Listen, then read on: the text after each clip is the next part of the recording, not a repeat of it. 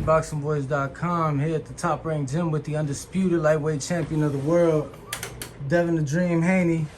What'd you make of him of his remarks? I believe it was a press conference where he was basically saying how, you know, the first fight he didn't have that kill or be killed mentality because he was a champion, and that now that he's back the underdog, that, you know, it'll bring a different George out. Do you really buy into that, or you saw more than enough in the first fight to know it's gonna be an easy night out? I mean, he can't knock T.O.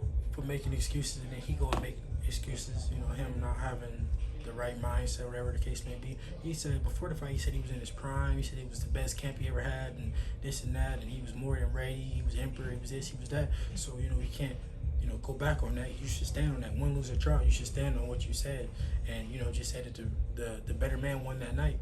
But, you know, this fight will prove to him, and well, I think he's really the only one that believes that.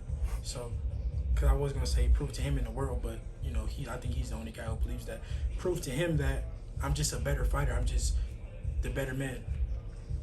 He says that, you know, if he doesn't win, that, you know, he may retire. Does that, when I heard that, I'm like, damn, it kind of sound like, you feel me, you got paid very nice and now you got one foot out the door. Do you see it that way, or do you think no, I don't really see it like that. I just feel like, you know, he kind of feel like his back is against the wall type of thing.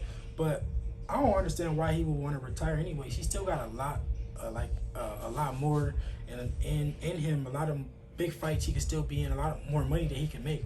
And just because he loses to me, that doesn't mean that he can't beat other top fighters or, you know, still compete at the highest level. So I don't agree with that. I think he should, you know, still continue to, you know, fight and compete. He's young. He still got a lot of money to make, and yeah.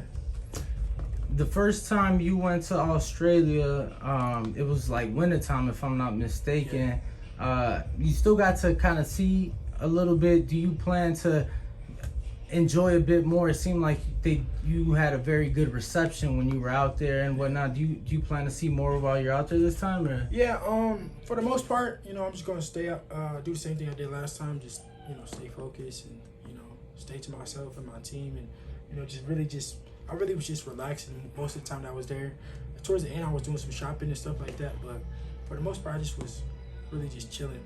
Did you like the promotion? I think, at least from what we got to see, it seemed like, you know, the Australian folks on there did a really great job with the promotion once you guys got there. I know you guys were like at a shoe store or something like that. Yeah, no, they did, you know, great promotion. I got a lot of love from the Australian fans and Australian people and all that. So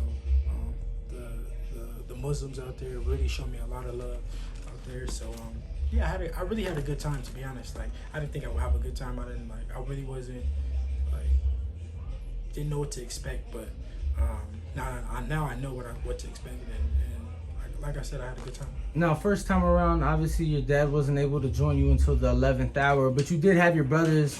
Obviously, Little and BH Little and Sean were both there. So just wanted to ask, going back, you guys are fighting in the Rod Laver Arena, which is where the Australian Open is played. Just the thoughts of maybe going back years down the line to see your brother play there, or has that even crossed your mind yet? Yeah, no, that'd be a dream. He just gotta stay focused, and hopefully one day he will be playing there. You know, inshallah, he will. And we both, inshallah, make history, you know, in at the Rod Laver Arena. What up, YouTube family? Don't forget to hit that like button. Subscribe to the YouTube channel. Help us get to that 1 million subscribers. We're on the road to 1 million. And obviously, we have other great content on our Patreon channel. So since this video is over, head on over to our Patreon and check out all the exclusive content, or right here on our YouTube members.